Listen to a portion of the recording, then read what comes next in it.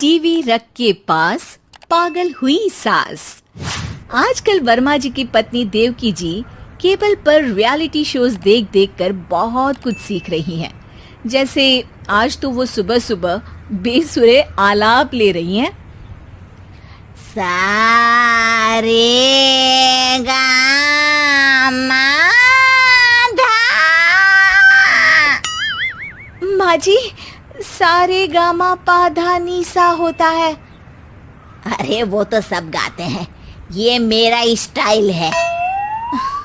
आवाज तो कम कर लीजिए माँ जी, पर्दे फट जाएंगे कान के। ये कहो कि पर्दों में आग लग जाएगी। देखना, मेरी आवाज सुन के जज आग लगा देगी, आग लगा देगी, तू तो आग लगा देगी, ऐसा बोलेंगे। सरिता वहां से परेशान होकर चली जाती है और सास रियाज जारी रखती है। सारे गाओ, सारे नाचो। तभी बाबूजी दुकान से लौटते हैं। अरे देवकी, क्यों तानसेन बनी हुई है? कान से खून निकालोगी क्या? अरे क्या हुआ, रियाज तो करने दो मुझे। इसको रियाज बोलते हैं? ऐसा लग रहा है जैसे घोड़े हिना रहा है।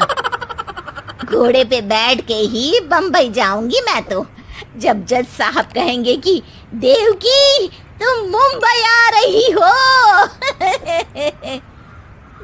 जज साहब, वो अदालत वाले? अरे नहीं नहीं, बड़े लोग हैं, आप नहीं जानते हैं। ओ मैं तो छोड़ चली अपना ये देश, बम्बई मुझे प्यारा लगे। गाना गाती हुई देवकी चली जाती है और बाबूजी अपनी सरफिरी पत्नी के इस संगीत प्रेम की चर्चा करने बहू के पास चले जाते हैं। अरे सरिता बेटा, सुनो तो, ये तेरी सास को क्या हुआ है बेटा? सुबह तो अच्छा भला छोड़कर गया था इसे। सिंगर बनेगी अब वो। सिंगिंग रियलिटी शो में जाने की सुबह से तैयारियां चल रही हैं इनकी।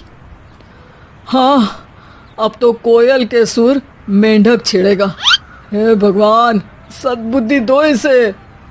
इधर बाबूजी भगवान को कहते हैं और उधर राधा रानी प्रकट हो जाती है, देवकी की मोहल्ले की सबसे पक्की दोस्त।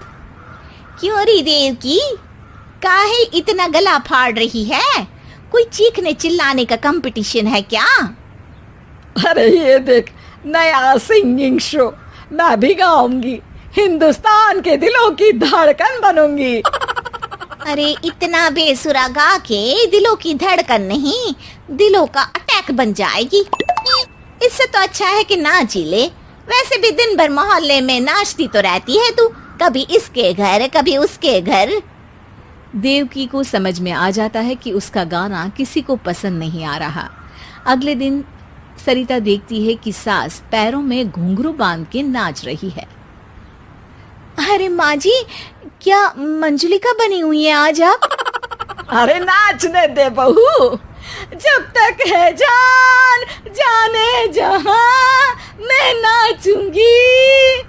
अरे माँ जी, अभी जान निकल जाएगी इतनी जोर से नाचेंगी तो। अरे अरे, क्या कर रही हो? अरे दिख नहीं रहा, डांस कर रही हूँ। अरे जैसी तुम्हारी हरकतें हैं, तुमको तो नागिन डांस करना चाहिए। वो भी करूंगी, भांगड़ा भी करूंगी। देखना, जज मुझे देख के स्टैंडिंग ओवेशन देंगे। हाँ, स्टैंडिंग ओवेशन तो देंगे ही, ताकि खड़े होकर वहां से भाग सके तुम्हारा डांस देखकर।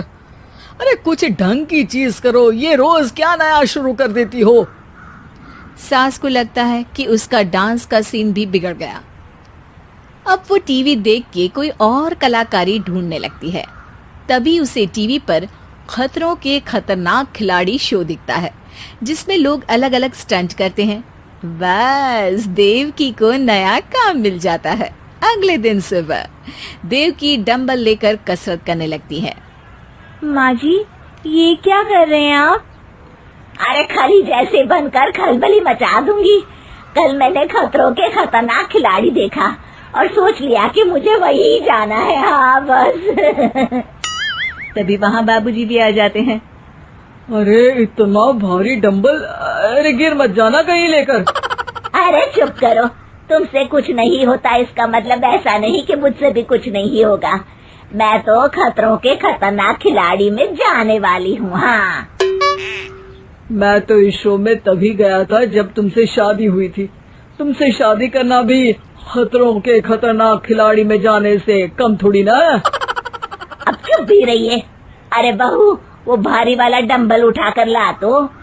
अरे ना माँ जी, आप संभाल नहीं पाओगी। अरे मैंने टीवी में देखा था, एक आदमी कार उठा लेता है, इतना तो मैं उठा ही सकती हूँ ना। बहू घबराते हुए भारी वाले डंबल माँ के हाथ में दे देती है। जैसे ही माँ दोनों हाथ ऊपर करती है, पूरे शरीर का बैलेंस बिगड़ जाता है और वो पीछे की तरफ गिर जाती है। डंबल जाकर टीवी में लगता है और टीवी फूट जाती है। माँ जी, उठिए माँ जी। बाबूजी बहुत तेज हंसने लगते हैं। बाबा बाबा, टीवी और बीवी दो टेंशन थे मेरे, आज एक कम हो ही गया। बहू भी सास को उठाते उठाते इस बात पर ताली बजाकर हंसने लगती है और देवकी फिर से गिर जाती है।